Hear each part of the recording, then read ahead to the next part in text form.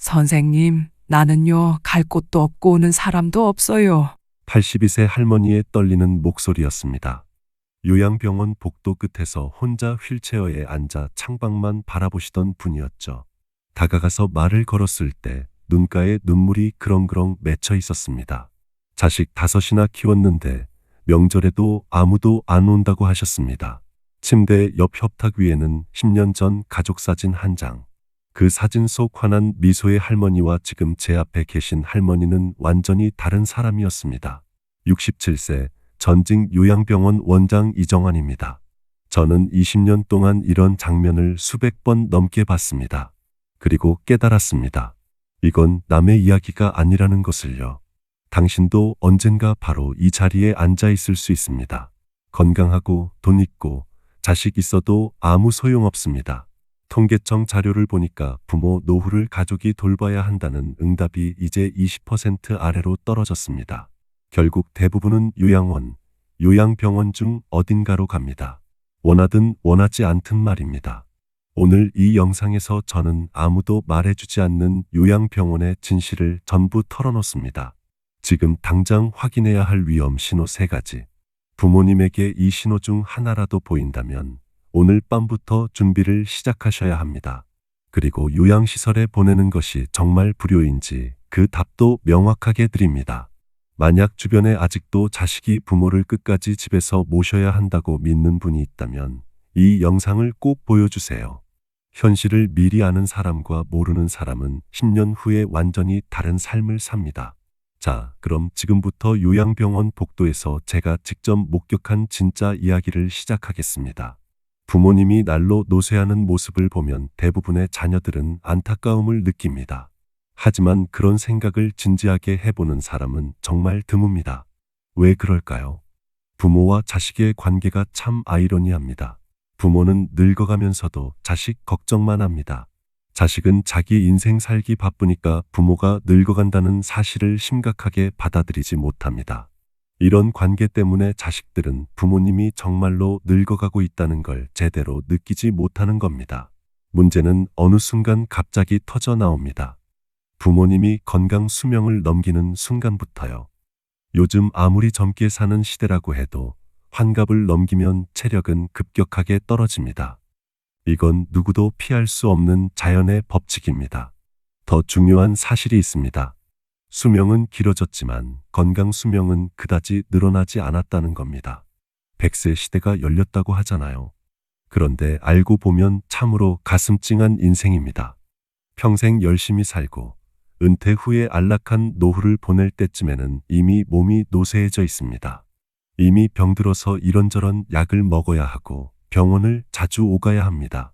제가 70세 박영수 할아버지를 처음 만난 건 5년 전이었습니다. 정년퇴직 후 등산도 다니시고 활기차게 사셨는데 65세가 넘어가면서 달라지기 시작했습니다. 무릎, 허리가 아프시더니 어느새 지팡이를 짚고 다니셨습니다. 자녀들이 병원에 모시고 왔을 땐 이미 관절이 많이 상한 상태였습니다. 따님이 제게 말씀하셨죠. 5년 전만 해도 산도 잘 다니셨는데 이렇게 빨리 늙으실 줄 몰랐어요. 5년이면 사람 몸이 완전히 바뀝니다. 특히 60대 중반부터는 더 빠릅니다. 더구나 배우자를 먼저 보내고 혼자 남으면 문제는 더 심각해집니다. 병원 출입을 해야 하는데 배우자가 없으니까 자녀들이 더 자주 돌봐줘야 하는데 자녀들도 먹고 살기 바쁩니다. 잘 보살펴 드리기가 정말 어렵습니다. 나이가 들면 다시 어린아이로 돌아간다는 말이 있습니다. 하지만 자식들은 잘 눈치를 채지 못합니다. 체력이 저하되고 경제력이 취약해져서 자식에게 자주 기대고 싶어하는 게 노인의 심리입니다. 그런데 자식들은 늘 어린 시절에 강인했던 부모님만 생각합니다. 아버지는 우리 집 슈퍼맨이었잖아요. 어머니는 밤새 일해도 끄떡없으셨잖아요. 그 기억에 갇혀서 지금 부모님의 모습을 제대로 보지 못하는 겁니다. 하지만 현역에서 물러나고 고위를 넘긴 부모는 더 이상 어린 시절의 슈퍼맨이나 슈퍼우먼이 아닙니다. 결국 오래 살게 되면서 부모 간병이 새로운 부담이 되고 있습니다. 그런데 제 손으로 직접 돌보는 건 점점 더 어려워지고 있습니다. 통계청 자료를 보니까 부모의 노후는 가족, 정부, 사회가 함께 돌봐야 한다는 견해가 62%였습니다. 2020년보다 오히려 증가했어요. 반대로 가족이 돌봐야 한다는 응답은 20% 아래로 떨어졌습니다. 이게 무슨 의미일까요? 부모님이든 본인이든 요양원, 요양병원, 실버타운 가운데 어딘가로 갈 가능성이 아주 큰 시대가 됐다는 겁니다. 이건 이제 선택의 문제가 아닙니다. 현실의 문제입니다. 연로한 부모를 요양원에 모신 후 돌보고 있는 제 지인이 한 번은 이런 말을 했습니다. 선생님, 저는 나중에 거동이 불편해지더라도 절대 요양원에는 가지 않을 겁니다. 그곳에 계신 우리 어머니 보면 너무 안타까워서 못 보겠어요. 그런데 재밌는 게 뭔지 아십니까? 그 지인의 어머니도 본인 의사로 요양원에 들어간 게 아니었습니다. 자식들이 결정한 겁니다. 그리고 그 지인도 나중에 자신의 의사보다는 자식의 편의에 따라 요양원에 갈 확률이 높습니다. 왜냐하면 자녀들은 이런 부분에 대해 깊은 이해가 없고 주위 사람들 말을 따를 가능성이 크기 때문입니다. 제가 요양병원에서 근무하던 어느 의사 선생님의 글을 읽은 적이 있습니다. 정말 현실을 적나라하게 보여주는 글이었습니다. 한번 들어보세요. 요양병원에 면회 와서 서 있는 가족의 위치를 보면 촌수가 딱 나온다. 침대 옆에 바싹 붙어서 눈물 콧물 흘리면서 이것저것 챙기는 여자는 딸이다. 그 옆에 뻘쭘하게 서 있는 남자는 사위다. 문간쯤에 서서 멀뚱히 쳐다보고 있는 사내는 아들이다. 복도에서 휴대폰 만지작거리고 있는 여자는 며느리다. 저도 20년 동안 이런 장면을 수없이 봤습니다. 정말 정확합니다. 요양병원에 장기 입원하고 있는 부모를 이따금씩 찾아가서 살뜰히 보살피며 준비해 온 밥이며 반찬을 떠먹이는 자식은 대부분 딸입니다. 아들들은 침대 모서리에 잠깐 걸터앉아서 딸이 사다 놓은 음료수 하나 까먹고는 이내 사라집니다. 아들이 무슨 신주단지라도 되듯이 아들 하면서 금지옥엽 키워놓은 대가를 늙어서 받는 겁니다. 딸 하나가 10 아들 부럽지 않다는 세상인 걸 그때는 몰랐던 거죠. 오늘도 우리의 미래가 될 수많은 분들이 창사 넘는 감옥에서 의미 없는 삶을 연명하며 희망 없는 하루하루를 보내고 있습니다. 그분들도 자신의 말로가 이렇게 될 줄은 전혀 몰랐을 겁니다. 이건 절대 남의 이야기가 아닙니다. 우리는 나이가 들고 서서히 정신이 빠져나가면 어린아이처럼 속이 없어지고 결국 원하건 원하지 않건 자식이 있건 없건 마누라나 남편이 있건 없건 돈이 있건 없건 잘 살았건 못 살았건 세상 감투를 썼건 못 썼건 잘났건 못났건 대부분 요양원이나 요양병원에서 생의 마지막을 보내게 됩니다. 그곳은 자기가 가고 싶다고 해서 갈 수 있는 것도 가기 싫다고 해서 안 가는 곳도 아닙니다. 늙고 병들고 정신이 혼미해져서 자식들과의 대화가 단절되기 시작하면 갈 곳은 그곳밖에 없습니다. 산 사람들은 살아야 하니까요. 요양원에서 근무하던 제 지인의 말로는 요양원에 입소한 분들의 사연은 각자 달랐지만 요양원에 들어오는 순간 바깥 세상과 단절되는 건 모두가 같았다고 합니다. 면회와 외출에는 아무런 제한이 없었습니다. 그런데 찾아오는 이도 나가는 이도 거의 없었답니다. 노인 27명 가운데 한두 명만이 가족이 일주일에 한두 번 찾아와서 10분 남짓 머물다 갔습니다. 나머지 노인들은 명절에만 겨우 가족의 얼굴을 볼 수 있었다고 합니다. 요양원에 자발적으로 입소한 분들 역시 마찬가지였습니다. 자신의 모습이 초라해서 스스로 세상과 단절하는 분들도 많았다고 합니다. 평균 수명이 늘다 보니 노인 문제가 심각해졌습니다. 그럼 요양시설에 부모님을 모시면 불효일까요? 이런 생각도 드실 겁니다. 저는 그렇게 생각하지 않습니다. 치매에 걸린 부모님을 모시는 문제로 고심하고 있는 분의 사연을 하나 소개해드리겠습니다. 49세 김연수 씨의 이야기입니다. 80대 어머니가 치매에 걸리신 지 벌써 2년째입니다. 방금 전 식사한 것도 잊으시고 밥을 찾으실 때마다 화장실에서 헤매시는 모습을 볼 때마다 억장이 무너집니다. 아내가 어머니를 돌보는데 이제 둘 다 노인입니다. 얼마나 지치겠습니까? 결국 5 동생을 모아 요양병원 얘기를 꺼냈습니다. 다들 말이 없더군요. 내심 제가 계속 모시길 바라는 눈치였습니다. 차마 말은 못하고 어떡하지 걱정만 하더군요. 결국 아무 결론도 내리지 못했습니다. 어머니가 우리를 어떻게 키웠는데 요양병원이라니요. 하지만 매일 마주하는 현실이 너무 어렵습니다. 이 사연을 읽으면서 제 가슴도 답답했습니다. 이와 같은 고민을 안고 사는 가정이 더 이상 소수가 아닙니다. 부모를 집에서 모셔야 효도라는 걸 머리로는 알지만 사회 구조가 변화하면서 효자 노릇이 버거운 사람이 많습니다. 과거에는 대가족 시대였습니다. 한 집에 여러 세대가 함께 살았고 누군가는 집에 있어서 노인을 돌볼 수 있었습니다. 하지만 지금은 다릅니다. 맞벌이 부부가 대부분이고 직장 생활을 하면서 부모님을 집에서 모시는 건 거의 불가능에 가깝습니다. 특히 치매나 중증 질환이 있으신 경우에는 24시간 돌봄이 필요한데 이걸 가족이 감당하기엔 한계가 있습니다. 김현수 씨의 아내는 60대입니다. 본인도 이제 노인이 된 상황에서 80대 치매 환자를 돌보는 건 육체적으로, 정신적으로 너무 힘든 일입니다. 그런데 동생들은 말만 하고 실질적인 도움은 주지 않습니다. 이게 현실입니다. 장남이니까, 큰며느리니까 당신들이 모셔야 한다는 식의 무언의 압박만 있을 뿐입니다. 통계청 자료를 다시 한번 보겠습니다. 부모의 노후는 가족, 정부, 사회가 함께 돌봐야 한다는 견해가 62%입니다. 반대로 가족이 돌봐야 한다는 응답은 19.7%로 처음으로 10%대에 진입했습니다. 이 수치가 계속 떨어지고 있다는 게 무엇을 의미할까요? 더 이상 과거처럼 어른 부양을 가족이 도맡는 것만이 진짜 효도가 아니라는 인식이 퍼지고 있다는 겁니다. 요양시설의 전문적인 돌봄을 받으면서 가족은 자주 찾아뵙고 대화하고 관심을 가져드리는 것. 이것도 충분히 효도입니다. 아니, 어쩌면 무리해서 집에서 모시다가 가족 모두가 지쳐서 관계가 나빠지는 것보다 훨씬 나을 수 있습니다.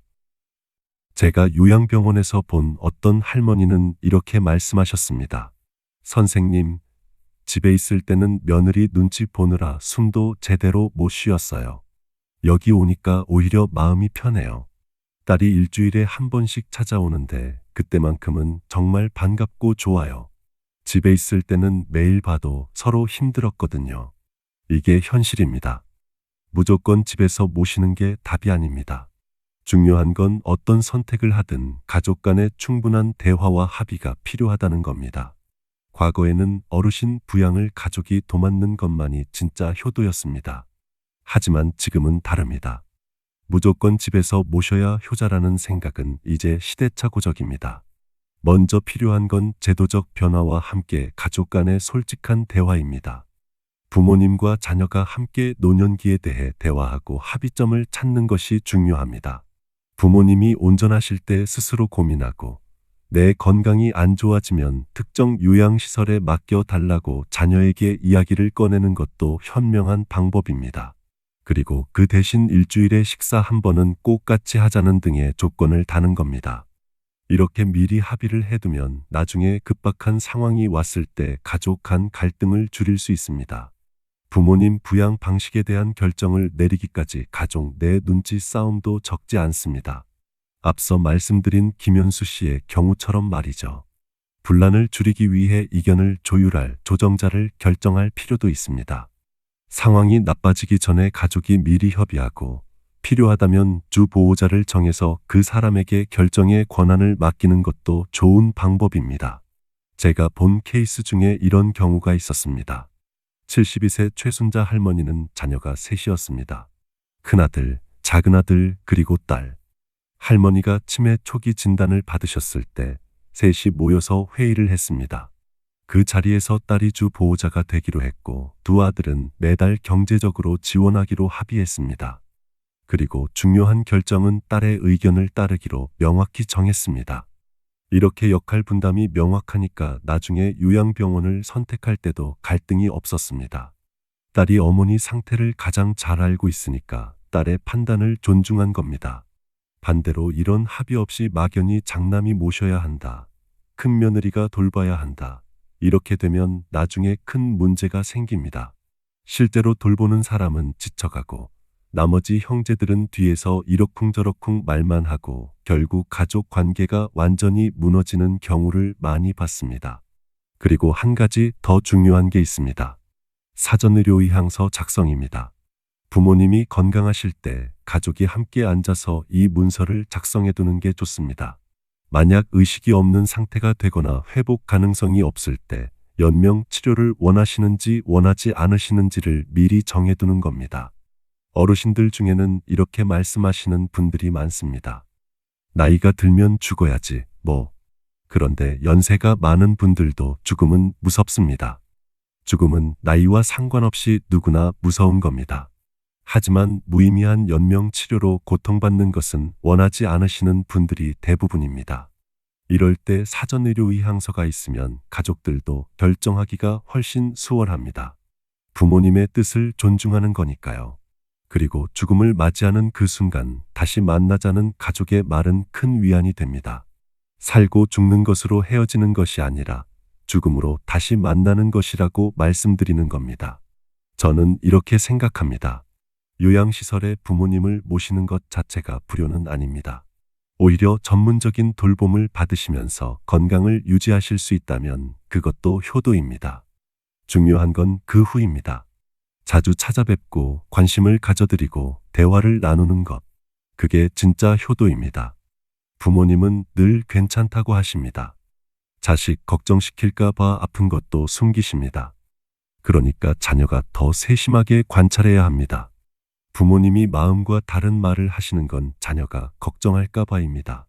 자녀가 부모님의 그런 말씀을 믿으려 하는 건 부모님보다 자신을 먼저 생각해서입니다. 이게 자식입니다. 나 역시 자녀에게는 그런 부모입니다. 하지만 부모님에게 조금만 더 관심을 가져주세요. 부모님께 아프신 데는 없으시냐고 물어보면 대부분 이렇게 대답하십니다. 늙으면 다 아프지, 뭐. 지낼 만은 해. 이 말을 액면 그대로 받아들이면 안 됩니다. 부모님의 몸 상태 변화를 잘 관찰하셔야 합니다. 지금부터 제가 드리는 체크리스트를 기억하세요. 첫째, 식사를 잘 씹으시는지 확인하세요. 씹는 힘이 약해지면 영양 섭취가 제대로 안 됩니다. 둘째, 허리가 더 굽은 것은 아닌지 보세요. 척추나 골다공증 문제일 수 있습니다. 셋째, 지속적인 통증이 있으신 건 아닌지 물어보세요. 통증을 방치하면 더 큰 문제로 이어집니다. 넷째, 눈이 어두워진 것은 아닌지 체크하세요. 백내장이나 녹내장은 조기 발견이 중요합니다. 다섯째, 잘하시던 일이 최근 들어 어려워지시지는 않는지 관찰하세요. 치매의 초기 신호일 수 있습니다. 설령 문제 해결이 어렵더라도 자녀의 관심은 따뜻한 위로가 됩니다. 아픈 걸 혼자 끙끙 앓으시는 것보다 자식이 알고 있고 걱정해준다는 사실만으로도 부모님은 위안을 받으십니다. 그리고 죽음에 대해서도 이야기를 나누세요. 부모님 중에는 이렇게 말씀하시는 분들이 많습니다. 나이가 들면 죽어야지, 뭐. 그런데 연세가 많은 부모님도 죽음은 무섭습니다. 죽음은 나이와 상관없이 누구나 무서운 겁니다. 만약 연명 치료를 원치 않으신다면 가족이 함께 사전의료의향서를 작성하세요. 살고 죽는 것으로 헤어지는 것이 아니라 죽음으로 다시 만나는 것이라고 말씀드리세요. 죽음을 맞이하는 그 순간 다시 만나자는 가족의 말은 큰 위안이 될 겁니다. 부모님이 요양원에 계시다면 자주 찾아뵙는 게 가장 중요합니다. 부모님은 늘 괜찮다고 하시지만 면회 온 손주에게 줄 용돈이 없어서, 줄 간식이 없어서 속상해 하십니다.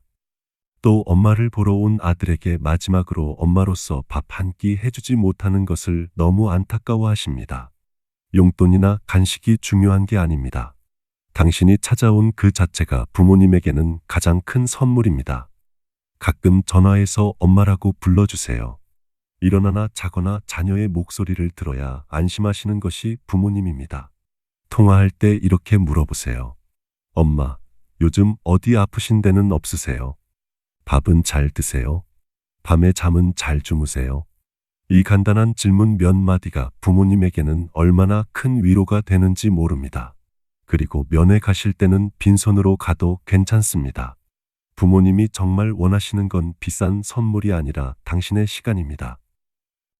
30분이라도 1시간이라도 함께 앉아서 이야기를 나누세요. 요양원 복도를 함께 걸으세요. 창밖을 함께 바라보세요. 그냥 손을 잡고 있어 주세요. 그게 부모님이 가장 원하시는 겁니다. 어느 한 어머니가 자식들에게 쓴 편지를 소개해 드리겠습니다. 이 편지를 읽으면서 많은 분들이 눈물을 흘리셨습니다. 저도 이 글을 처음 읽었을 때 한참을 먹먹했습니다. 한 글자 한 글자 천천히 들어보세요. 요양원에 나를 보낼 자식에게. 가족들은 요양원 생활을 하겠다는 내 생각에 반대할지도 모른다. 그러나 대부분의 우리 세대들이 그리 생각하는 것처럼 나도 가족들의 짐이 되고 싶지 않다. 그렇게 해야 내 마음이 편할 것 같다. 그래서 몸은 가라앉아도 정신이 양호하다면 내 스스로 요양원을 찾을 것이다. 하지만 알츠하이머 병 등으로 그런 판단조차 할 수 없는 때가 온다면 그때 나를 요양원으로 보내라고 이 글을 통해 부탁한다. 얘들아, 나의 뇌가 나와 너희들을 내 기억에서 밀어냈을 때 나를 요양원으로 보내다오. 우리 엄마는 그림 그리기를 좋아하니 펜과 종이를 늘 마련해 주세요. 낙지는 못 드세요. 이렇게 내가 좋아하는 것과 싫어하는 것을 그곳 사람들에게 미리 알려주렴. 간간히 내게 찾아와서 너희를 보게 해다오. 낯선 사람 보듯 누구세요 하더라도 내 마음속 깊은 어딘가에서 너희를 알아보고 기뻐할지 몰라. 행복했던 시절 이야기를 들려주거나 사진을 보여주렴. 비록 내가 먼 곳으로 눈을 돌린다 해도 내 영혼 어딘가에서 알아보고 즐거워할지 누가 아니. 이 편지를 읽고 여러분은 어떤 마음이 드셨나요? 우리 세대가 20대, 30대였을 때는 노부모를 당연히 자식이 모셔야 한다고 생각하는 사람이 많았습니다. 그러나 지금은 자식들에게 짐이 된다며 부양을 원하지도 기대하지도 않습니다.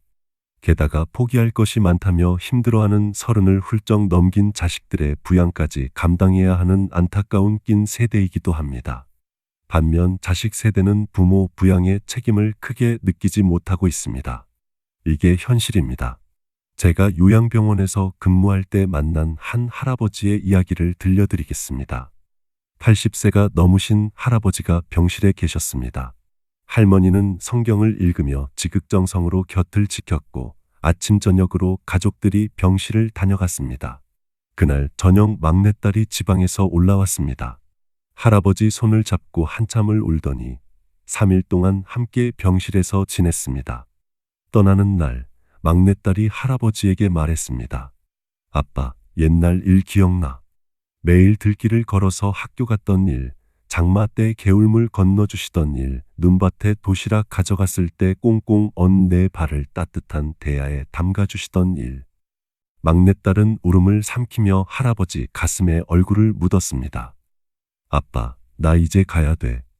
꼭 다시 일어나야 돼. 할머니가 막내딸을 데리고 병실 밖으로 나갔습니다. 잠시 후 돌아온 할머니에게 할아버지가 갑자기 말했습니다.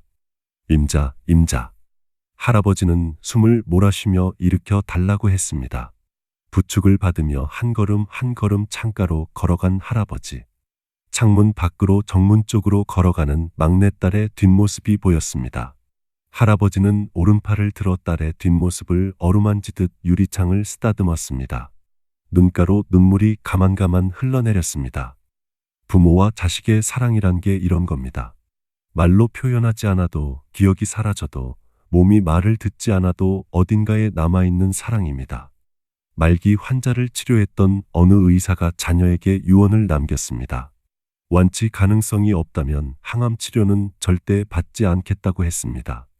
죽음이 다가오더라도 병원에는 가지 않을 것이며 억지로 영양 공급을 하지 말라고 부탁했습니다. 자기가 당사자일 때를 상정하면 우리 사회가 무엇을 준비해야 할지 의외로 쉽게 답이 나옵니다. 당신도 언젠가 그 자리에 앉게 됩니다. 그때를 위해 지금부터 준비하셔야 합니다. 마지막으로 제가 좋아하는 글 한 편을 소개하겠습니다. 아버지는 울 장소가 없어 슬픈 사람입니다. 아버지란 기분이 좋을 때 헛기침을 하고 겁날 때 너털 웃음을 웃는 사람입니다. 아버지의 마음은 먹지를 한 유리로 되어 있습니다. 잘 깨지기도 하면서 속은 잘 보이지 않습니다. 아버지란 자식을 결혼시킬 때 한없이 울면서도 얼굴에는 웃음을 나타내는 사람입니다. 아들, 딸이 밤늦게 돌아올 때 어머니는 10번 걱정하는 말을 하지만 아버지는 10번 현관문을 쳐다봅니다. 아버지에 대한 생각은 나이에 따라 달라집니다. 4살 때는 아빠가 무엇이나 할 수 있다고 생각합니다. 12세 때는 아빠도 모르는 게 많다고 느낍니다. 14세 때는 세대 차이가 난다고 말합니다. 하지만 30세가 넘으면 아버지 의견에도 일리가 있다는 걸 알게 됩니다. 50세가 되면 아버님은 훌륭한 분이셨다고 말합니다. 60세가 되면 아버지께서 살아계셨다면 꼭 조언을 들었을 텐데 하고 후회합니다. 아버지란 돌아가신 후에야 보고 싶은 사람입니다. 아버지가 무관심한 것처럼 보이는 것은 체면과 자존심과 미안함 같은 것이 어우러져서 그 마음을 쉽게 나타내지 못하기 때문입니다. 부모가 되고 나이가 들다 보면 어린 시절에 부모에게 불효했던 것을 뒤늦게 깨닫고 마음 아파합니다. 나도 그러했기에 자식이 나를 서운하게 하는 일이 있다 해도 이해하려 합니다. 아쉬움과 후회 속에서 살아가는 것이 인생이니까요. 식물들이 때를 알아 꽃과 단풍으로 마지막을 아름답게 장식하고 떨어지듯이 우리도 인생의 끝자락을 미리 생각하며 아름다운 마무리를 준비할 수 있습니다. 오늘 제가 20년 동안 요양병원에서 목격한 진실을 모두 말씀드렸습니다. 어쩌면 듣기 불편한 이야기였을 수도 있습니다. 하지만 이건 우리 모두가 마주해야 할 현실입니다. 당신도, 당신의 부모님도, 그리고 저도 결국엔 요양원이나 요양병원 중 어딘가로 갈 가능성이 높습니다. 이제 그걸 인정하고 준비하는 게 현명합니다. 요양시설에 부모님을 모시는 것 자체가 불효는 아닙니다. 중요한 건 그 후입니다. 자주 찾아뵙고 전화드리고 관심을 가져드리는 것. 그게 진짜 효도입니다. 부모님은 늘 괜찮다고 하십니다. 하지만 자식의 목소리를 듣는 것만으로도, 자식이 찾아오는 것만으로도 하루를 버티십니다. 오늘 이 영상을 보셨다면 지금 당장 부모님께 전화 한 통 하세요. 엄마 라고 불러드리세요. 아빠 라고 불러드리세요. 요즘 어디 아프신 데는 없으세요? 밥은 잘 드세요? 이 간단한 질문 몇 마디가 부모님에게는 세상 무엇과도 바꿀 수 없는 선물입니다. 그리고 주말에 시간을 내서 한번 찾아뵙는 겁니다. 30분이라도 좋습니다. 손을 잡아드리고 함께 앉아 있어 주세요. 부모님이 요양원에 계시다면 더욱 자주 찾아가 주세요. 용돈이나 선물보다 당신의 시간이 부모님에게는 가장 큰 위로입니다. 그리고 가족끼리 미리 대화를 나누세요. 부모님의 건강이 나빠지면 어떻게 할 것인지, 누가 주 보호자가 될 것인지, 사전의료의향서는 어떻게 작성할 것인지, 이런 이야기들을 부모님이 건강하실 때 미리 나눠두면 나중에 급박한 상황이 왔을 때 가족 간 갈등을 줄일 수 있습니다. 마지막으로 당신 자신의 노후도 준비하세요. 10년 후, 20년 후 당신이 어떤 모습으로 늙어갈지 지금부터 생각하는 겁니다. 자식들에게 짐이 되고 싶지 않다면 지금부터 건강을 챙기고 경제적으로 준비하고 무엇보다 마음의 준비를 하셔야 합니다. 식물들이 때를 알아 꽃과 단풍으로 마지막을 아름답게 장식하듯이 우리도 인생의 마지막을 아름답게 준비할 수 있습니다. 그게 우리가 할 수 있는 최선입니다. 오늘 이 영상이 당신과 당신 가족에게 작은 도움이 되었기를 바랍니다. 부모님을 사랑하는 마음, 그리고 미리 준비하는 지혜. 이 두 가지만 있으면 됩니다. 이 영상이 도움이 되셨다면 구독과 좋아요 부탁드립니다. 그리고 주변에 부모님 모시는 문제로 고민하시는 분이 계시다면 이 영상을 공유해 주세요. 여러분 모두 건강하시고 부모님과 함께하는 시간을 소중히 여기시기 바랍니다. 감사합니다.